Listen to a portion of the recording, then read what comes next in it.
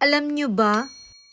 Alam nyo ba na ganito minsan dito sa bahay ang dami-daming pagkain? Yung tipong yung pagkain namin umaabot ng 3 days to 5 days sa sobrang dami. At sa sobrang dami nga minsan, syempre nagsishare din naman kami. Pero syempre may mga araw din naman na halos wala kaming makain. Pagdating sa mga bills naman namin, may mga buwan na on time naman kami magbayad. At may mga buwan din naman na hindi kami nakakabayad. Kaya naman inuunti-unti naming binabayaran yung mga bills namin. At totoo, may mga araw din naman na marami kaming pera. At may mga araw din naman na kinakapos na kung saan minsan ay napapautang din. Syempre kapag may sobra ay nagsishare din naman kami sa iba at sa mga magulang namin. Syempre may mga araw din naman na kami din naman yung nanguutang. Na-share ko lang naman to dahil nakarelate lang naman ako kay Mami Hyde. So yun, totoo, bilog talaga ang mundo. Na ang buhay natin ay hindi palaging nasa ibabaw. At para nga tumatag tayo sa buhay ay kailangan din nating dumaan sa ilalim. Kaya naman kung ikaw nasasabi mo na ang buhay ay